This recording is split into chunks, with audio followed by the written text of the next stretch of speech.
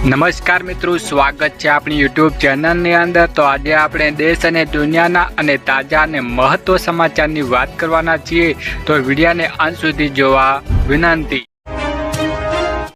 સૌપ્રથમ સમાચારની વાત કરીએ કે ભર શિયાળે માવઠું, મોટી આગાહી। ગુજરાતમાં કડકતી ઠંડી વચ્ચે હવામાન નિષ્ણાત પરેશ ગોસ્વામીએ માવઠાની આગાહી કરી છે। વેસ્ટર્ન ડિસ્ટર્બન્સના સક્રિય થવાને કારણે 31 ડિસેમ્બર અને 1 જાન્યુઆરીને રાજ્યો અને વિસ્તારોમાં વરસાદનો માહોલ સર્જાઈ શકે છે। ઉત્તર ભારતથી આવતી સિસ્ટમની અસર વાતાવરણના ભેજ વધતી શિયાળાની ચોમાસા જેવો અનુભવ કરાવતા આ અર્ધારનો ફેરફાર ખેડૂતોને પાકને નુકસાન થવાની ચિંતા વધી રહી છે। વધુ આગળ વાત કરીએ કે 1 જાન્યુઆરીથી નવા નિયમો। 8મો પગાર પંચ। સરકાર 1 જાન્યુઆરી 2026થી 8મો પગાર પંચ લાગુ કરે તેવી અપેક્ષા છે।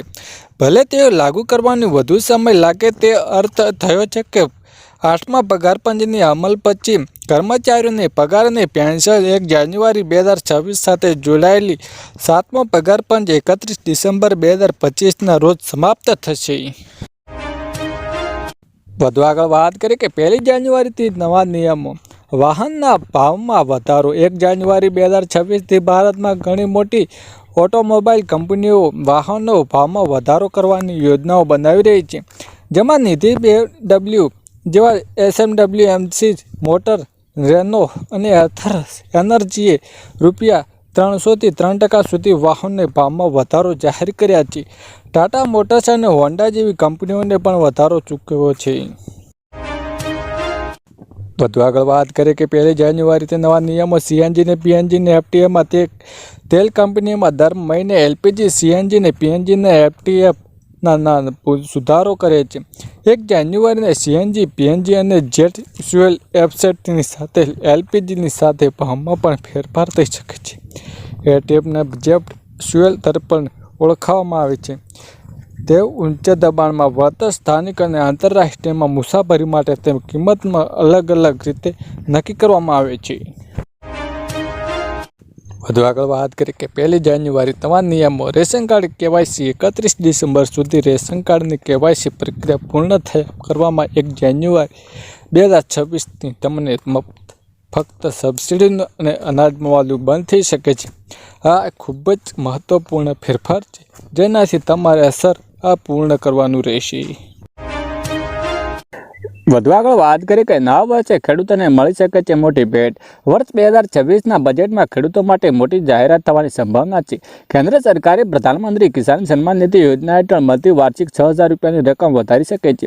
ખેતીના વધતા ખર્ચ અને મોંઘવારીને ધ્યાનમાં રાખીને આ નિર્ણય લેવામાં આવ્યો છે। તેની શક્યતા છે કે અગાઉ પણ સરકારે આ યોજના 6000 કરોડથી વધારીને 63500 કરોડ કર્યું હતું અને 1 ફેબ્રુઆરી 2026 રજૂ થનારા બજેટ પર સૌથી નજર ટકેલી રહેલી છે।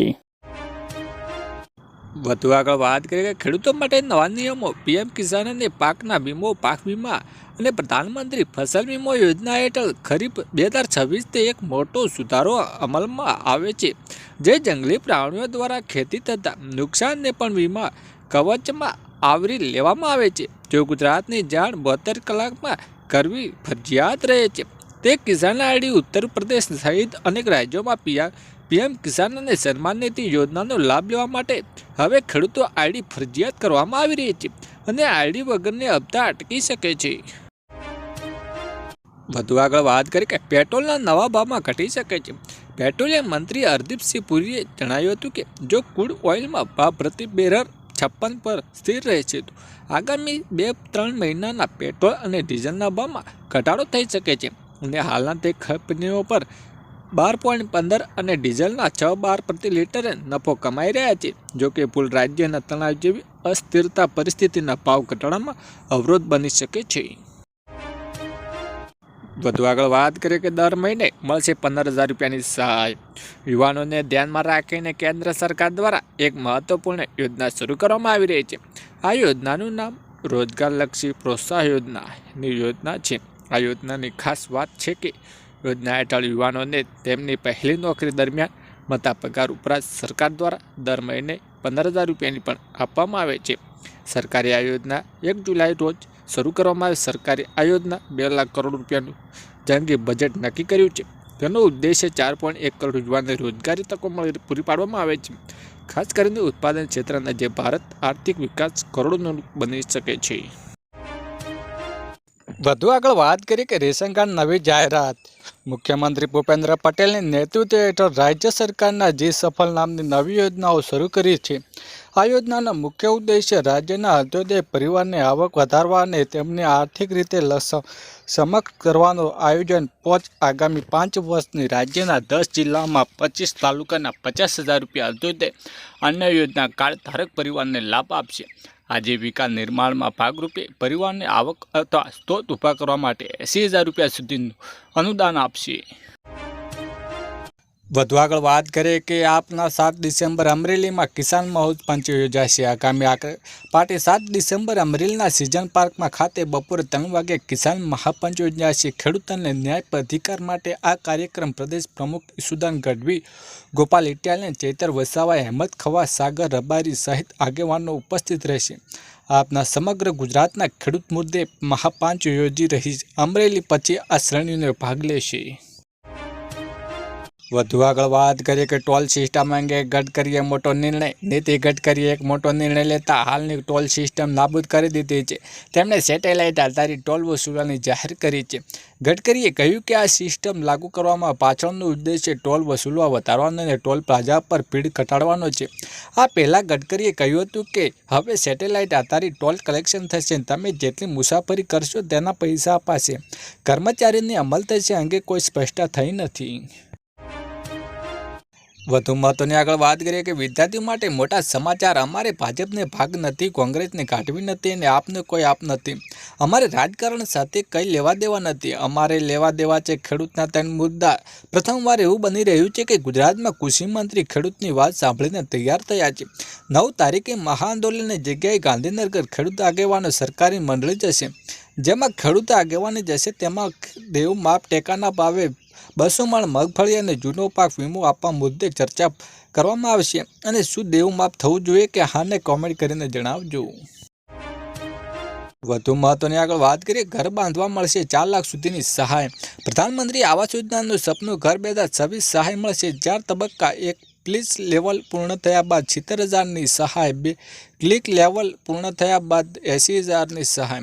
પ્લેન પૂર્ણ થયા બાદ 1.5 લાખની સહાય. 100% બાંધકામ પૂર્ણ થાય તો 1 લાખની સહાય. જમીનની માલિકો પૂર્વ મંજૂરી થયેલા બાંધકામની મંજૂરીનો દાખલો અને 50 સ્ટેમ્પ પર નોટરીની એન્ટ્રી, આધારિત કાર્ડ, કુટુંબ તમામના સભ્યો, બેંક વિગતો, પાસબુક, ચેક, સ્ટેમ્પ બાંધવા માટે શરતો. પોતાની જમીન અથવા સર્જરિત મકાન ઉપસ્થિત પાકું મકાન બાંધવા માટે એનસીબી ધોરણ મુજબ હોવું જરૂરી છે. મકાનને કાપેલા 30 થી 45 ચોરસ વચ્ચે. મકાનમાં 2 રૂમ, રસોડું, શૌચાલય, બાથરૂમ ફરજિયાત રહેશે. વધુ આગળ વાત કરી કે વીજળીના નિયમમાં ફેરફાર. નવું પાવર કનેક્શન. હવે તમારા દેશમાં નવા વીજળી કનેક્શન માટે વધુ રાહત જોવી પડશે નહીં. મોટા શહેરમાં 7 દિવસમાં બદલે 3 દિવસની વીજળી કનેક્શન મળી શકે છે અને ગામડાઓના નવા વીજ મીટર માટે 30 દિવસની લાંબી રાહ જોવી પડે છે અને 15 દિવસના ગામડાઓના વીજ જોડાણ મળી જશે. વીજળીના બિલમાં સુધારો કરીને ઉર્જા મંત્રીએ જાણકારી આપી છે કે વીજળી અને સોલારના નિયમો હળવા કર્યા છે. વધુ આગળ વાત કરીએ કે સરકારી લાભ લેવા આધાર કાર્ડ. જો તમારે નવું બેંક ખાતું ખોલાવવાનું છે તો સિમ કાર્ડ ખરીદવું છે કે કોઈ સરકારી યોજનામાં લાભ મેળવો છો તો આવી સ્થિતિ તમારું આધાર કાર્ડ અપડેટ રાખવું ખૂબ જ જરૂરી છે. જો તમારે આધાર કાર્ડના 10 વર્ષ થઈ ગયા છે તેમ એમાં મોબાઈલ નંબર સરનામું બદલી ગયું હશે તો અપડેટ કરવું જરૂરી રહેશે. એટલે કે આધાર કાર્ડ વહેલી તરીકે અપડેટ કરવામાં સરકારે આદેશ આપ્યો છે. જો તમે આધાર કાર્ડમાં અપડેટ નહીં રાખો તો તમારા બેંક ખાતાના સરકારી યોજનાઓને લાભ મેળવવામાં મુશ્કેલીઓ આવી શકે છે. વધુ મહત્વની આગળ વાત કરીએ ડ્રોન દીદી યોજના. ડ્રોન દીદી યોજના મહિલાઓ માટે સૌથી મોટી યોજનાઓ ડ્રોન દીદી છે. આ યોજના હેઠળ સરકારે આગામી કેટલાક વર્ષોમાં 1261 કરોડ રૂપિયાની ખર્ચીને 15,000 મહિલાઓને સ્વસહાય જૂનો ડ્રોન આપવાનો નિર્ણય કર્યો છે. આ માટે આ મહિલાઓને લગભગ 15 દિવસ સુધી ટ્રેનિંગ આપવામાં આવે છે અને મહિલાઓને ડ્રોન ખરીદવા માટે તેની કિંમત 80% અથવા વધુ 8 લાખ રૂપિયા આપવામાં આવે છે અને દર મહિને 15,000 રૂપિયાની સહાય પણ મળે છે. વધુ આગળ વાત કરીએ કે પોસ્ટ ઓફિસની કિસાન વિકાસ પત્ર યોજના શું છે. દેશની મોટી વસ્તી ગ્રામીણ વિસ્તારોમાં રહે છે. આ લોકોની આજીવિકાનો મુખ્ય સ્ત્રોત ખેતી પર છે. ગ્રામીણ વિસ્તારોમાં રહેતા લોકોને બચત અને રોકાણ કરવા માટે પ્રોત્સાહિત કરવા માટે પોસ્ટ ઓફિસ ખૂબ જ અદ્ભુત યોજનાઓ ચલાવી રહી છે. આ યોજનાને નામ કિસાન વિકાસ પત્ર યોજના છે. આ યોજનાને નામે તમે જે રકમ રોકાણ કરી શકો છો, લગભગ 115 મહિલાઓને બમણી થઈ સજાય છે.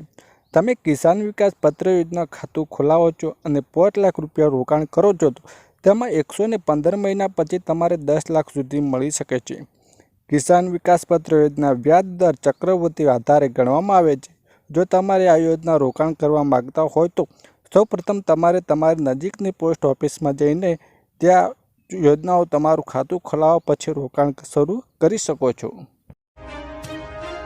છેલ્લે મહત્વની વાત કરી કે પશુપાલકોને 10,800ની સહાય. ગુજરાત સરકાર દ્વારા ગાય સહાય યોજના 2025ની જાહેર કરવામાં આવી છે. આ યોજના હેઠળ દરેક ગાય માટે 900 રૂપિયાની નાણાકીય સહાય આપવામાં આવે છે, જે વાર્ષિક 10,800 થાય છે. આ સહાય ગાયના સંભાળ ખર્ચ મદદ કરવા માટે રચાયેલી છે. આ યોજનાના લાભ લેવા માટે ખેડૂતને ગુજરાત રાજ્ય કાયમી રહેવાસી હોવા જોઈએ, તેમની પોતાની જમીન જોઈએ અથવા ભાડાની જમીન પણ ખેતી કરતા હોવા જોઈએ. જ્યારે આ યોજના હેઠળ દરેક ખેડૂતોને વધુમાં વધુ 4 ગાયો માટે સહાય મળી શકે છે.